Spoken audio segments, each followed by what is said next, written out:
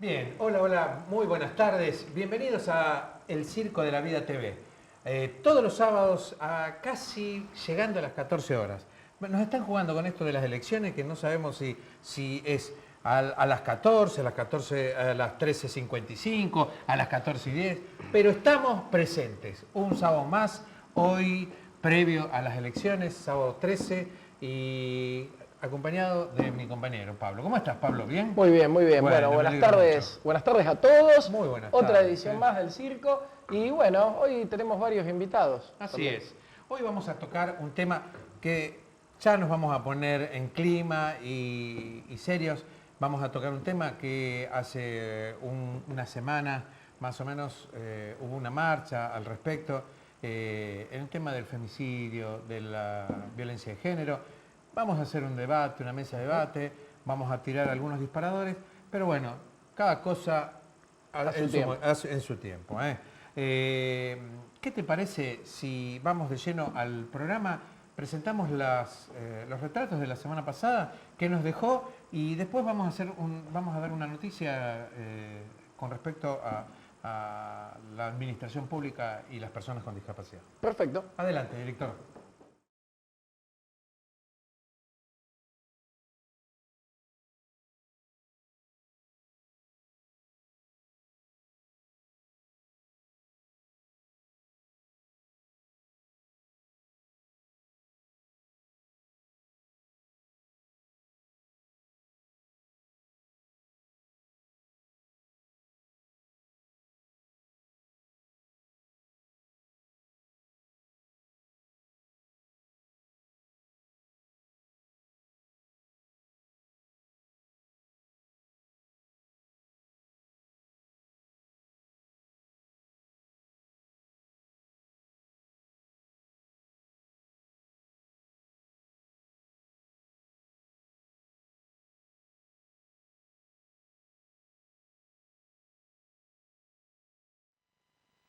Muy bien, esto es lo que nos dejó la semana pasada, Pablo.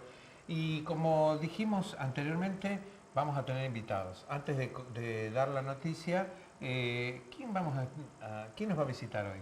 Bueno, hoy tenemos dos invitados, masculinos ambos dos. Está el señor Eduardo Rayen, psicólogo, ahí lo pueden ver en pantalla. Y también el señor Valentín Eruniuk, abogado, que ya nos ha visitado en otras oportunidades. Así que bueno, en el día de hoy vamos a tratar de tocar una temática con miradas diferentes. Ya empezamos a hablar un poco la semana pasada, ahí venían los retratos de la semana anterior, donde estuvimos con el señor Pablo Proporato, Lucila Tolari e Ignacio Bosch, que los tres venían en representación de Abriendo Caminos. Estuvimos charlando con ellos de qué se trataba la propuesta y sobre todo las actividades abiertas a la comunidad, pero también hablamos previo a ese encuentro de violencia de género, de los feminicidios y esa marcha tan importante que se convocaba para el 3. Así que, Ni una menos. Ni una menos. Bueno, te cuento, Pablo, de que desde el gobierno de la provincia de Santa Fe ha lanzado una normativa nueva en relación a la administración pública y las personas con discapacidad. Vos sabés que hay un artículo que dice que hay un cupo para ingreso de personas con discapacidad para que pertenezcan en la administración, que trabajen en la administración pública, que es del 4%. Había un decreto que era la 291 que decía que en la calificación, en el proceso de calificación, aquellas personas con discapacidad que tuvieran el mismo puntaje que una persona que sin discapacidad, esas tenía prioridad la persona con discapacidad. Ahora la 1226, que se firmó hace poquito el gobernador Bonfatti, el martes pasado, bueno, este decreto lleva a las personas con discapacidad en prioridad. ¿Qué quiere decir? Que se va a lanzar un registro en la página web de la provincia que van a tener la posibilidad de inscribirse entre el 1 y el 15 de julio todas aquellas personas con alguna discapacidad que sí o sí, y es excluyente, sí o sí tengan certificado de discapacidad. Entonces tienen que ir preparando todas aquellas personas que quisieran pertenecer a la administración pública, primero ir interiorizándose ahí en calle 9 de Julio, Buenos Aires, en la sede de la Subsecretaría de Inclusión para Personas con Discapacidad, que ahí va a haber gente que los va a asesorar. Entonces, el primer paso que tienen que realizar es anotarse por el formulario, bajar el formulario, completarlo y enviarlo. Después, juntar toda la documentación, documentos, certificados de discapacidad, toda la documentación que tenga que ver de si está títulos, escolarizado, no si está escolarizado, ¿no? Y va a haber tres posibilidades de ingresos, como auxiliar administrativo, como ordenanza y como mesa de entrada. Va a haber un comité evaluador que va a estar integrado por los directores provinciales de inclusión para personas con discapacidad, tanto Gabriela en la primera circunscripción como Laura en la segunda circunscripción, Silvia Trócoli como subsecretaria, y también está, que ahora si puedo acordarme, el secretario de Recursos Humanos y funcionario público. Bueno, es algo como para sumar a todas aquellas personas que tengan interés, aquellas personas con alguna discapacidad que tengan interés de pertenecer a la administración pública. Perfecto. Y que no hay techo. Hay un piso, pero no techo. Eso es lo que decía la subsecretaria. Bien, se invierte entonces el concepto del 4%. Exactamente. Si pasan el 4%, siguen. Perfecto. Y aquellas personas que quieran estar en algún otro lugar, también lo pueden hacer. Todo depende del comité evaluador después. Bueno, y el proceso de evaluación. Queda pendiente esto, la suma de voluntades del sector privado, de también incorporar personal con discapacidad, digamos, a desarrollar tareas, donde ya hemos dicho los beneficios que se ofrecen hacia el sector, que tiene que ver con quita de impuestos y distintas cuestiones para aquellos que toman dentro de su planta personas con discapacidad, para que también den la posibilidad de que aquellos que están capacitados, como charlábamos la otra vez con la gente de APLIR, aquellos que pasaron por un proceso de formación, que están capacitados, que puedan tener una experiencia tanto de pasantía como después, ¿por qué no pasar a planta permanente? Contábamos el caso de Arcor, que es esta empresa que ha tomado personas con discapacidad en pasantías de 1 año y que después ha dejado gente en planta permanente. Bien. Bueno, Pablo, ¿qué te parece si mandamos al primer disparador? Nosotros nos vamos acomodando en la mesa, ya los tenemos a los invitados. Perfecto. Y después empezamos a charlar con ellos. Adelante. Director, le pedimos que el primer disparador que tenemos para el día de hoy, así ya vamos de lleno a la mesa de debate.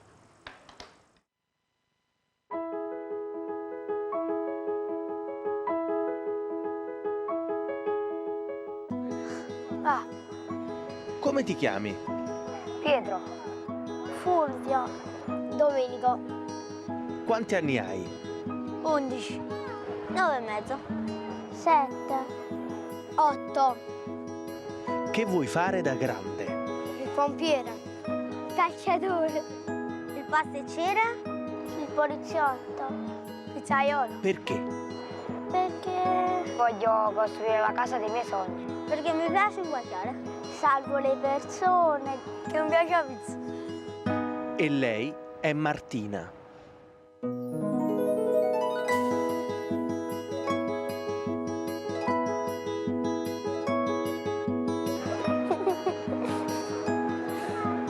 Che ti piace di lei?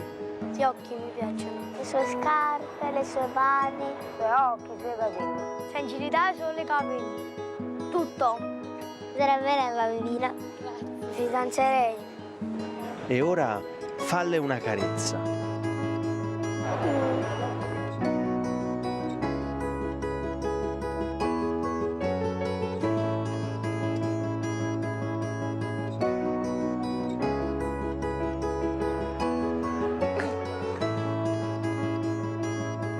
Falle una boccaccia.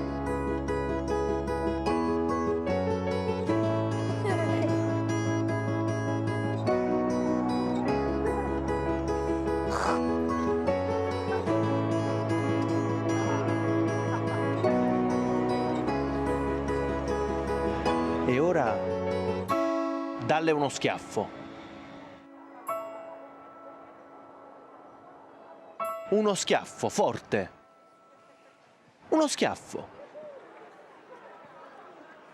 Dai.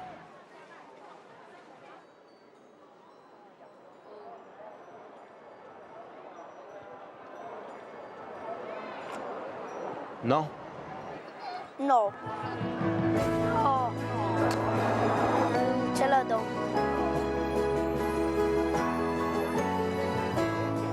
No. No. No? E perché no? Perché lei è femmina. Non ce la posso mai dare. Perché le femmine non si picchiano. Perché così si fa male. E perché Gesù non vuole far picchiare. Prima cosa è bellina e non glielo posso dare. Perché è una ragazza. Perché sono contraria alla violenza. Si dice anche le donne non si devono toccare nemmeno con un fiore. E perché è brutto. Oppure con un mazzo di fiori. E perché sono uomo.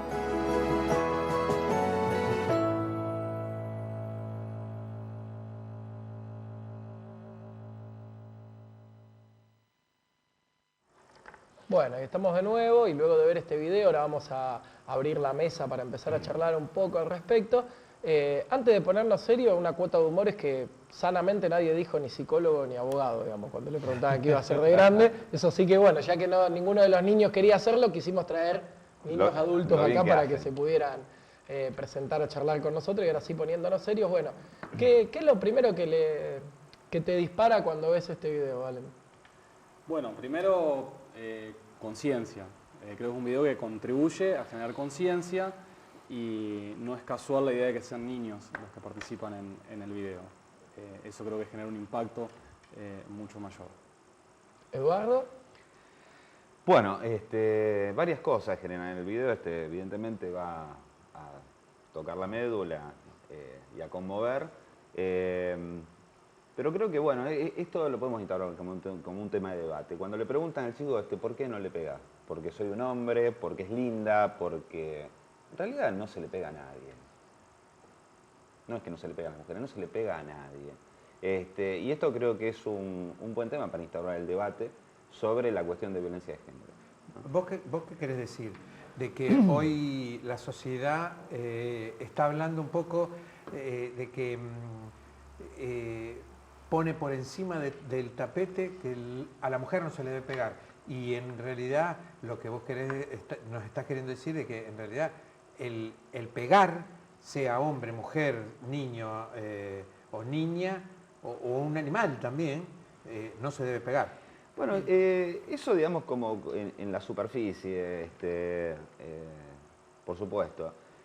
Yo lo que creo que este tema de la violencia de género ha entrado ahora, ha quedado en el tapete, ha aparecido, digamos, estos debates televisivos que van a parar a los paneles y opinólogos que ya sabemos que a veces se terminan simplificando los temas y entran en un terreno bastante fangoso. Pero creo que no por ser un tema grave, deba exceptuarse de debatirse. ¿Por qué? Yo no compro, y lo digo en el sentido de esta cuestión de la televisación y de la entrada en el terreno, si se puede decir hasta publicitario, no compro las cuestiones tanáticas respecto al género. A ver, ¿qué quiero decir?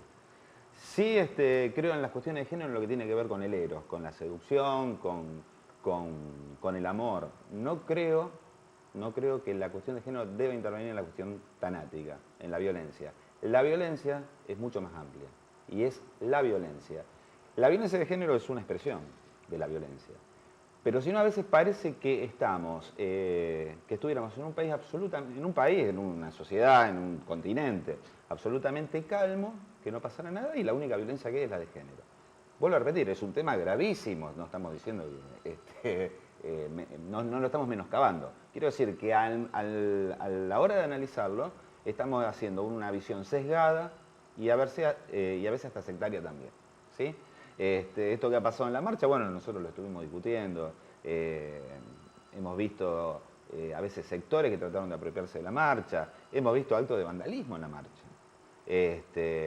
digamos, e inclusive cuestiones de violencia, que parecía contradictorio con la misma causa que tenía. Por eso creo que el tema de la violencia debe ser analizado en un espectro muchísimo más amplio y que tiene que ver con otro eje de discusión y no el género. Al respecto, quería agregar otra cosa para ejemplificar. Sí, una cosita nomás, para ejemplificar esto que decía de la cuestión del eros. A mí me parece que la cuestión, por ejemplo, la ley de matrimonio igualitario y de género es una ley absolutamente positiva. ¿Por qué? Porque en realidad está igualando derechos civiles y poniendo al mismo nivel sectores que estaban evidentemente invisibilizados y privados de los derechos civiles. Entonces esa ley me parece que es positiva. Esta cuestión me parece que hay que discutirla un poco más. Me parece que hay que hacer pasar la cuestión de la violencia por otro eje de discusión que tiene que ver con un triángulo donde está articulado el poder, el derecho y las instituciones. Me parece que tiene que pasar por ahí. Nosotros dijimos que esto es una mesa de debate. Si alguno de nosotros está en desacuerdo en esto, es importante que se diga, porque para eso está. Es una mesa de discusión que se pueda poner y aportar. Esto es para sumar y no para restar. Sí, yo respecto hasta lo que se viene diciendo hasta acá, yo comparto en parte el análisis. Yo creo que sí, la violencia de género es una forma más de los distintos tipos de violencia que están presentes en la sociedad. De todas maneras, yo no creo en esto de que sea un análisis sesgado. Yo creo que es necesario diferenciarlo. De hecho, así lo establecen como obligación hacia el Estado muchos de los instrumentos internacionales que el Estado argentino ha suscrito. Es una diferenciación necesaria o discriminación positiva que se hace del tema para poder justamente ponerlo como eje en una mesa de discusión y visibilizarlo. La violencia contra las mujeres es una forma más de violencia, pero es una violencia que tiene características particulares y como tal es necesario hacer un abordaje particular del asunto, porque si no se tapa, no se visibiliza, no se ve, se oculta. Volvemos a lo que ha pasado siempre con este tipo de violencia, que es dejarlo en el ámbito de cuatro paredes, como algo propio de las cuestiones de la casa. Y entonces, bueno, justamente eso lo que se busca es romper con esa lógica, ponerlo en la mesa de debate, decir esto es una violencia particular que surge de una determinada composición social, de una división en base a géneros de la sociedad, que esa división está jerarquizada, en donde todo lo que tiene que ver con lo masculino está por encima de todo aquello que tiene ciertas características femeninas, y entonces, bueno, por eso nombrarla como tal, decir que no es solamente violencia de género, sino además violencia contra las mujeres en particular, que esa violencia contra las mujeres es cometida por determinado grupo de varones, y bueno, creo que esa es la discusión que está hoy en día. Bien. Esto conlleva y me hace pensar un poquito en esto que vos venís diciendo, Eduardo, y que en algo creo que comparte. A ver, las políticas de Estado están acertadas en relación a la violencia de género. ¿Vos qué opinión tenés de eso? Bueno, acá es donde yo justamente quiero ampliar el análisis. A ver, no creo que lo que estamos diciendo los dos sean cuestiones opuestas, para nada. Estoy de acuerdo, por supuesto. Todo tipo de violencia, vuelvo a repetir, tiene que ser, iba a decir atacada, no es el término, pero sí visibilizada, abordada, y además justamente aplicado a los términos de la justicia. ¿A dónde iba mi análisis? Yo creo que primero hay que articular esto que yo decía con varios atravesamientos y hay que descascararlo. Es decir, acá en el problema de la violencia de género tenemos muchísimas articulaciones que son hasta históricas. Y por eso yo decía el triángulo poder, derecho, instituciones. Es decir, a ver, primero tenemos una cuestión macro, que es justamente toda la sociedad patriarcal, que es algo que se viene, no sé, la sociedad patriarcal es antiquísima, y donde justamente la mujer ha ocupado un lugar secundario respecto al hombre, obviamente, por cuestiones económicos, políticas y sociales que ahora no viene al caso a analizar, pero bueno, la podremos ir tocando a poco. Por otra parte está la cuestión digamos, esto ha instaurado una cuestión de poder. El poder es una cúpula de fuerzas, y en la cúpula de fuerzas siempre pierde el más débil. ¿sí? Esto por un lado. Por otro lado tenemos la segunda capa de esto que yo venía hablando, que son el tema de las instituciones, digamos, las instituciones que median entre estas cuestiones macro y las personas, que son la justicia, todas las instituciones que conocemos, y por último están las relaciones interpersonales que están atravesadas por toda esta cuestión. Ahora, la cuestión del derecho. A ver, es un tema también complicado de abordar. Porque primero tenemos la concepción de lo que es, o por lo menos lo que pienso yo, del Estado, y sobre todo acá en Latinoamérica, con dos vertientes muy poderosas. Por un lado tenemos lo que es el Estado duro, que nosotros lo hemos vivido, que proviene de toda una concepción de la prolongación de la guerra. Esto está teorizado en von Clausewitz, que decía que la diplomacia era la continuación de la guerra por otras vías, ¿no? Perdón, que la guerra era la continuación de la diplomacia por otras vías. Yo creo que es al revés. Por eso el Estado trasladó el estado de guerra dentro de las relaciones sociales y estableció estados duros. Pero tenemos otra versión que fue la que se fue dando más acá, después de los procesos militares que hubo en Latinoamérica, que fue la teoría del Estado del contrato social. El contrato social, ustedes saben, hay tres modelos fundamentales, que son el de Hobbes, el de Locke y el de Rousseau, que los tres coinciden en un punto, digamos, que justamente es la creación de una hipótesis de poder del Estado en base a que el hombre renuncie a su estado natural y justamente a la violencia. El más violento de los tres es el de Hobbes, donde, digamos, para combatir, digamos, esa violencia, decía que el hombre era naturalmente malo y se necesitaba tener un estado fuerte para imponer la autoridad. Decía que en el Leviatán que el Estado tenía que ser duro, ¿no? Entonces, estos estados en el contrato social es en realidad una ficción porque funda el poder del Estado, del contrato, en un estado de excepción del Estado. ¿Cuál es el estado de excepción? Que el Estado puede ponerse por encima de la ley y ejercer la violencia. Es decir, acá lo hemos visto fundamentalmente con las dictaduras, esos son los casos más violentos. Todas las constituciones, sobre todo las liberales, tienen previsto el estado de sitio. Digamos, el mismo Estado es el que promueve la violencia. Después, ¿esto cómo va bajando? Digamos, también en Latinoamérica vamos a encontrar dos tipos de sociedades, digamos, sociedades con muchas leyes y pocas instituciones, que son sociedades más dictatoriales, y sociedades que tienen muchas instituciones y pocas leyes, que son más democráticas, ¿sí? Acá, por ejemplo, hay leyes, obviamente, como dijo el doctor, y por supuesto, y se han creado y sobrecreado y sobrecontracreado. Ahora, ¿qué pasa? Porque, digamos, los que hemos trabajado en territorio, vos, Gastón, lo de saber, vos también, ¿qué pasa cuando aparece una mujer?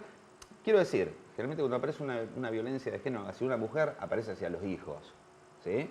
Entonces, aparece una mujer golpeada por el marido, a ella, a los hijos, la llevas un sábado, porque generalmente son casos que ocurren los fines de semana, en tribunales no la atienden, el teléfono verde no cumple los protocolos, cuando conseguís que la lleven a un refugio le dicen, bueno, acá esto es temporal, ¿eh? Entonces, ¿dónde vuelve? No tiene trabajo. Digo, las leyes, el denunciado, ¿qué defienden en una sociedad liberal o democrática? Defienden los bienes y la propiedad. ¿Qué pasa con la gente que no tiene ni bienes ni propiedad? Tiene que volver a caer en la dependencia del que la golpea. Por eso digo, las articulaciones son muchas, y las instituciones a veces toman esta cuestión, se toma publicitariamente, se apropian de este discurso con X causa, digamos, y se termina diluyendo el debate en lo que debería ser. Bueno, lo quiero dejar hablar un poco a los demás porque, vuelvo a repetir, el tema es grave, ¿no? Bueno, estaría bueno que... Sí, comparto una parte del análisis. Yo creo que respecto a lo que se decía del contrato social, la formación de la sociedad y demás, por ahí yo tengo otra mirada, digamos, una idea de un contrato hace a dos partes que confluyen en un consenso, en igualdad de condiciones. Desde otro análisis se puede decir, bueno, las primeras conformaciones sociales democráticas no tenían, digamos, ya había una división genérica de la sociedad y no hay dos partes que confluyen en igualdad de condiciones a formar un acuerdo. Digamos, la formación de la sociedad en base al patriarcado hace que la mujer siempre haya quedado en desigualdad de condiciones y no viene a formar consensos en una misma posición que el varón. Siempre estuvo en una desventajosa posición, en una situación de vulnerabilidad. Y respecto a lo del Estado, sí, es cierto, yo comparto mucho el análisis, pero eso no quita que le tengamos que exigir al Estado, porque el Estado es garante hoy en día de que todos estos derechos se cumplan. Tenemos las leyes, en lo que hace la cuestión formal hemos hecho avances impresionantes en un periodo relativamente corto de tiempo, pero faltan la implementación de las políticas públicas, eso es cierto. Sobre todo en la fase preventiva y porque después cuando ya tenemos el hecho consumado empiezan a aparecer un montón de articulaciones institucionales que funcionan muy parcialmente, pero el foco hay que poner en la prevención. Desde mi punto de vista es no llegar a este tipo de hechos graves como son la violencia física, pero para poder llegar a un hecho grave de violencia física previamente se suscitaron un montón de episodios de otro tipo de violencia que frente a eso hoy en día es muy difícil poder cortar ese círculo. Vos sabés que Pablo, Valentín y Eduardo, esto está muy interesante. Creo que una hora no sé si nos va a alcanzar.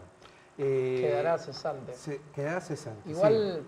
Vos sabés que antes de avanzar otra cosa, yo cuando escuchaba lo que primero que pensaba, digo, hay algo para pensar que es casi molecular, que tiene que ver con la cultura, de que en realidad, si uno va analizando determinados momentos históricos, vos nombrabas la forma de las constituciones de los estados, los distintos lugares, si uno mira el proceso mismo en Argentina, hay una frase que en Argentina se utiliza mucho y en el mundo se replica, que esto que detrás de todo gran hombre hay una gran mujer, siempre detrás, ¿no es cierto? Es como que postergado en otro lugar. Vos lo marcaba esto de la posición de la mujer en Argentina. Yo creo que hay una Argentina antes y después de Evita para poder pensar el rol de la mujer, y hay una Latinoamérica, de hecho, antes y después de Evita, en esto de los estados modernos como los conocemos actualmente y más contemporáneos, para poder pensar el rol de la mujer. Porque después podemos pensar en nivel Latinoamérica, la lucha de las mujeres en Bolivia, digamos, por lo que tiene que ver los derechos mineros y todas las masacres que hubo, no se mataron hombres mineros, el hombre estaba en la mina, eran las mujeres aquellas a las cuales se las reprimía, se las castigaba por luchar por el pan, por tiempo en su casa, por la familia.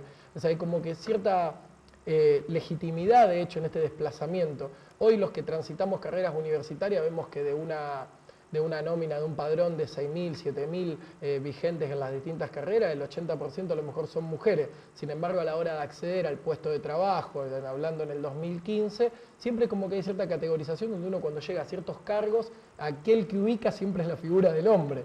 Vos decís, o los pocos hombres que cruzamos detentamos cierta capacidad intelectual superior o no sé qué, o algo delimina de que después tiene que ver con otra cosa. No, es parte del sistema, es la mirada normativa, digamos, heteronormativa, patriarcal, pero hay avances de la sociedad civil que logran de alguna manera romper esta cuestión del Estado en el marco de decir, distintas organizaciones, movimientos se fueron nucleando. Vos ponías la ley de matrimonio igualitario como ejemplo de identidad y la de identidad de género, decir, bueno, a ver, justamente espacio de la organización civil se empieza a mover, a pujar determinadas cuestiones y hasta dentro de en un lugar donde estamos, claro que estamos ante un patriarcado y una heteronormatividad, se logra jugar ahí en un papel donde estamos dejando un actor muy importante por fuera en el análisis, que es la Iglesia, se logra poner ahí en juego y decir, no, a ver, bueno, avancemos por esto. Se avanza en la ley, ahora la ley automáticamente no aplica conciencia ciudadana, no aplica de golpe cierto consenso en toda la sociedad y cambio de las representaciones sociales que tenemos en relación a la homofobia, a los distintos movimientos que generan, por más que esté la ley. Entonces decimos, la ley no garantiza. De alguna manera está para resguardar, para garantizar, pero no ejecuta automáticamente. Uno tiene el derecho cuando lo puede ejercitar. El ejercicio tiene que ver donde, si en una sociedad democrática y con libre expresión y un montón de cosas se pueden dar y poner en juego todos estos puntos de análisis, hace de que siempre queda como que, vos decías algo muy interesante, el Estado queda en un lugar de que se priva hacia sí mismo el derecho a la posibilidad de ejercer violencia, esto de el poder de policía del Estado. Pero ahora, ese poder de policía es como en cierta forma, si se lo amplía demasiado, siempre dependemos de la participación del Estado en todo. Y si se lo piensa demasiado ausente, ¿quién vela por los derechos y la resguardo pero está, de esas personas? por eso digo, me parece... Yo te pido un favor, porque tenemos que ir a una pequeña pausa. Hay que vender. Sí, hay que vender. y continuamos Sí. y vas analizando la Correcto, respuesta. gracias. Adelante, director, a la pausa.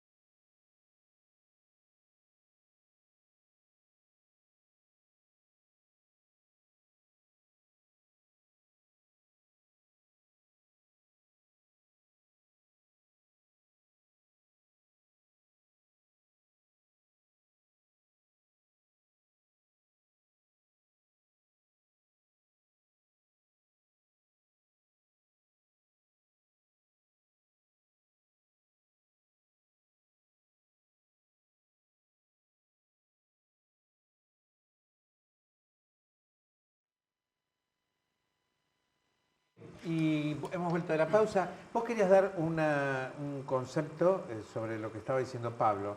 Después vamos a dar otro disparador para que sigamos hablando en relación a qué es femicidio.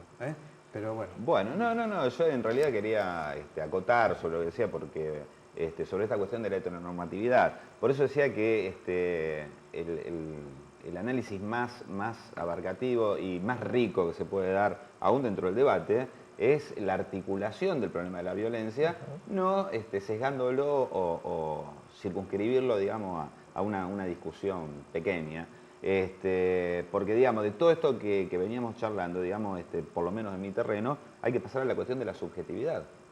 Entonces, hay esas representaciones que pone la heteronormatividad, que no es solamente sobre la cuestión de la sexualidad, sino que articula otras cosas para establecerse, como el racismo, como el clasismo. Es decir, la heteronormatividad, que es hombre, blanco, profesional, propietario, bla, bla, digamos, cumple una serie de requisitos. Es mamá del chico del que tanto te hablé, ¿no? Y esto es una idea que viene inclusive, más allá de lo cómico, es platónica y es lo que decía Pablo sobre la cuestión de la iglesia, donde está la cuestión de la copia y del simulacro. O sea, la copia es aquel que se parece a la idea perfecta, que la estableció no sé quién, en este caso Dios, y el simulacro el que está totalmente desperdigado de esa cuestión, ¿no? Entonces, en la subjetividad, cuando aparecen todas estas representaciones, aparecen también a veces en las mujeres. Digo, estas cosas las escuchamos los psicólogos en el consultorio, las escuchan en la televisión, las escuchan en la calle. ¿Por qué te dejó tu marido? Y me dejó porque se fue con esa torranta. Escuchar eso de los labios de una mujer es terrible. ¿Por qué le dieron una categoría a esta chica? Andá a saber con quién se estará acostando. Digo, en las mujeres también están estas cosas, y entre ellas. ¿Sí? Por eso digo, esto hablando de la subjetividad. Sí. Hay que a veces entrar en un terreno de lo que son las representaciones propias, y que eso es lo que hablaba él sobre esta cuestión de ir cambiando la sensibilidad. Por eso me parece que en esta cuestión, el cambio, y te dejo hablar, discúlpame, más que de lo ético a lo estético tiene que ser al revés. Estético digo en el sentido griego del sentir, ¿no? Hay que cambiar la manera de sentir para cambiar la manera de pensar. No cambiar la manera de pensar para cambiar la manera de sentir. Sin duda. Al ser la cuestión de la violencia de género es una cuestión cultural y como tal nos atraviesa a todos y todas. Todas nuestras subjetividades están atravesadas por esto. Lo importante es justamente que las mujeres puedan empezar a empoderarse de un montón de cuestiones y fundamentalmente de herramientas para poder romper con estas barreras. Y ahí también es importante el papel que los varones jugamos en todo esto. Sin duda. Yo soy un convencido de que la lucha contra la violencia de las mujeres es una lucha de las mujeres como tal, que los varones no nos tenemos que apropiar de esa lucha, pero eso no quiere decir que no podamos acompañar y que no podamos participar y que justamente no podamos también nosotros replantearnos como tal nuestro lugar y para contribuir al cambio. Claro. Bien, vamos al segundo disparador y después continuamos debatiendo, que está muy, pero muy interesante, ¿eh? Vamos, Adelante, adelante. director.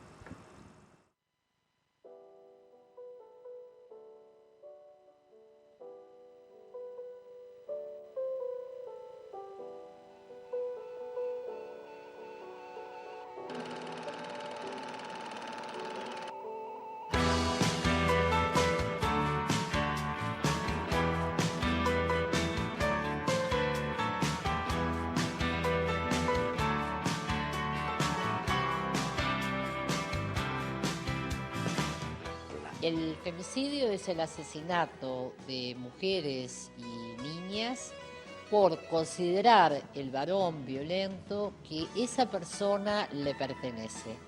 El femicidio es muy importante resaltar que es un término político y que tiene que ser una batalla política, porque el femicidio se refiere a las muertes de las mujeres por ser mujeres.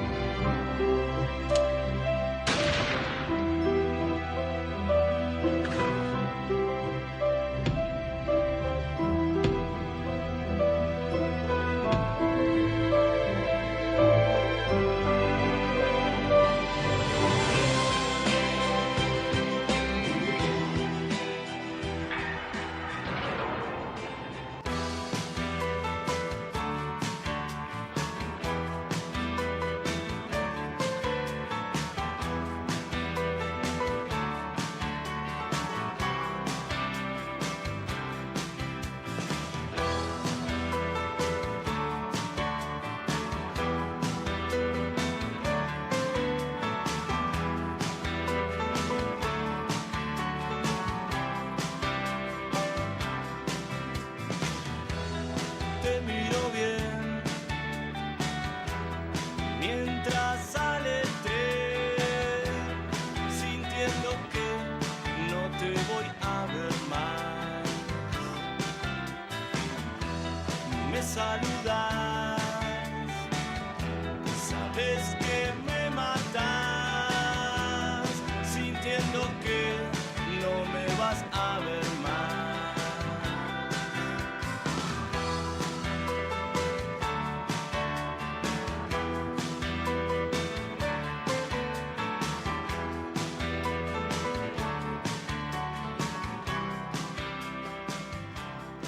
¿Considera que están naturalizados estos hechos de violencia dentro de las familias?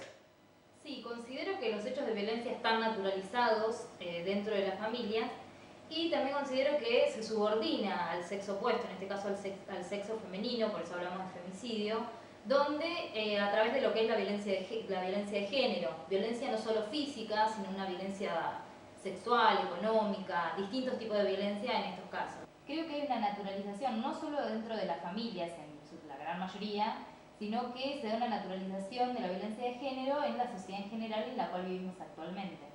En ámbitos de violencia, tanto psíquica como simbólica, es frecuente que el sujeto naturalice esto como algo normal y natural en el contexto.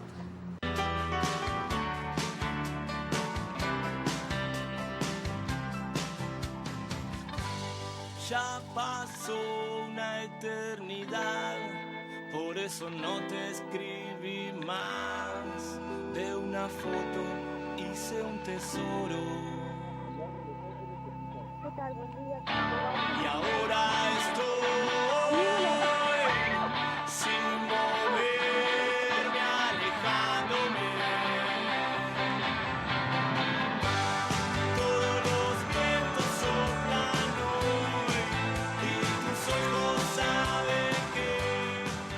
Yo he firmado convenio, o sea, la Corte, bueno, a través mío que estoy a cargo de esto, convenio con las 23 provincias y y ya se han abierto oficinas en Tucumán, Santiago del Estero y Salta. Estas provincias consiguieron presupuesto, obviamente no tan grande como la nuestra, pero bueno, se hace, y alguna creo que no está abierta de noche, pero bueno, las oficinas funcionan.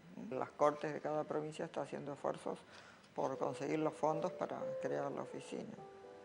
El país lo necesita todo, las estadísticas son patéticas en todos lados.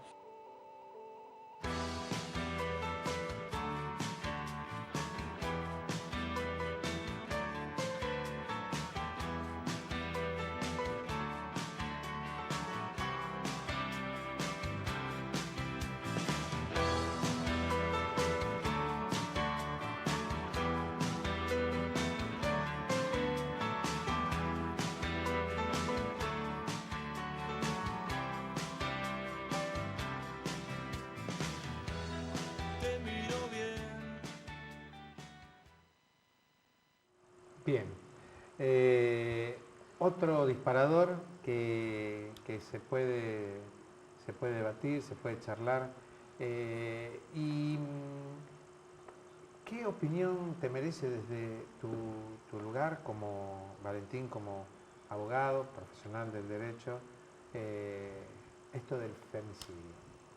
Bueno, me gustaría hacer para arrancar una cuestión conceptual. Es decir, bueno, femicidio es la muerte violenta de toda mujer por cuestión de su género, a causa de su género. Y conceptualmente hay otro término que es el feminicidio, que es el mismo supuesto, pero que involucra también al Estado, cuando el Estado, a través de su acción o inacción, permitió, de alguna manera, toleró o no investigó adecuadamente ese caso, ¿sí? Es un concepto un poco más amplio que involucra también al Estado. Desde el derecho hay una discusión amplísima respecto de la figura del femicidio como tipo penal. De hecho, hay quienes creen que es una figura inconstitucional, que no tiene ninguna razón de ser. Bueno, fueron todas las cuestiones que surgieron al momento de plantearse la incorporación de la figura al Código Penal. Hoy en día el femicidio está incorporado al Código Penal, es un tipo agravado de homicidio que como tal prevé una prisión perpetua para aquel que cometa este hecho. Sí, exactamente. Bien. No, está bien.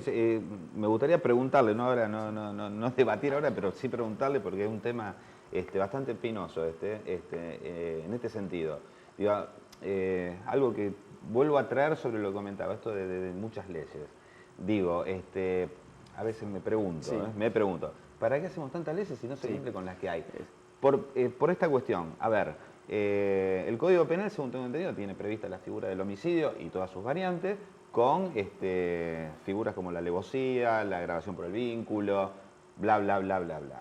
Y nos encontramos con cuestiones, por ejemplo, me estoy acordando del asesinato de Carolina Ló. Un loco, la asesinó con 136 puñaladas. 136. Por estas cosas que tiene la justicia argentina, las pericias determinaron que la chica murió en la segunda puñalada. O sea, que el hombre le dio 134 puñaladas a un cadáver. Y con eso se atenuó la barbaridad que hizo. No podemos corregir todas estas cuestiones, digamos, porque si paramos una ley nueva si no se cumple con la que hay. A eso me refiero, se discutió, ¿no? Eso se discutió, se discute, de hecho en las cátedras de la facultad hoy también es una discusión que está constantemente presente, esta figura. Porque se habla, por ejemplo, de que ahora se ha puesto a la mujer no hay igualdad. Es decir, la mujer ahora está en un plano superior porque no es lo mismo matar a un varón que matar a una mujer porque tendrá una pena mayor. Lo cual es falso, no es cierto. Porque el femicidio como figura, como tal, como figura penal, lo que establece es matar a una mujer por su condición de tal. Es decir, si yo mato a una mujer, puede llegar a ser un homicidio simple. Es decir, que es lo mismo que matar a un varón. Ahora, si yo voy y mato a una mujer por su condición de tal, eso es un femicidio. El agravante es darle la condición. Ahora, respecto a esta discusión de por qué tipificarlo y por qué no, bueno, yo creo que sí, que es conveniente tipificarlo, primero porque está visibilizando el problema y el Estado se está haciendo cargo. ¿Sirve como tal, como figura penal? ¿Agota el tema y lo va a resolver? No, definitivamente no es la solución. Como tampoco tipificar un montón de otros delitos no resuelve la cuestión de la inseguridad, por ejemplo. No son soluciones como tales, son una herramienta más de todas las que tiene el Estado para atacar la cuestión o abordarla. A veces el problema es que decir, bueno, para mostrar que estamos haciendo algo, vamos, tipificamos una figura penal por ley, la incluimos al código y listo, ya está, digamos, dimos la respuesta. No, es una manera de las tantas que existen. Yo creo que sin embargo es positiva su incorporación, que surte efectos, que sirve sobre todo en el Poder Judicial para que se pueda aplicar una mirada distinta en investigar determinados casos, que no es lo mismo, que hay que tener determinadas particularidades al momento de llevar adelante la investigación, seguir determinados protocolos para poder determinar si se trata de un femicidio, romper esta lógica del crimen pasional, que murió por amor, es decir, contribuye a todo eso, pero es una parte. Después viene toda la otra parte de las políticas públicas y que van a apuntar a lo que decíamos hoy más temprano, el tema de la prevención. Porque el derecho penal llega cuando el hecho ya está consumado y ya no hay vuelta atrás. Vos sabés que esto de la prevención es interesante porque por ahí los que actuamos en salud todo el tiempo pensamos la dicotomía a veces que se ofrece de pensar escindida la prevención de la promoción, digamos, de la salud o de lo que tiene que ver con cómo entendemos la forma de habitar los espacios, de la violencia, de la locura. Esto que veíamos el video inicial que disparaba a los niños, ¿no? Esto de alguna manera buscar la pregunta, permitir la respuesta más sincera desde los valores que cada uno traería, de la conformación, su aprendizaje, lo que sea, y ver las distintas respuestas y los argumentos también que daban, porque se esgrimían argumentos diferentes. Entonces eso da cuenta del recorrido que cada uno hace, que ninguna persona igual a otra, entonces por ahí tiene distintos pasajes y está bueno ver eso.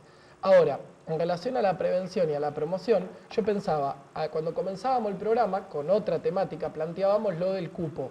Planteamos lo del cupo, por ejemplo, el ingreso de las personas con discapacidad al empleo.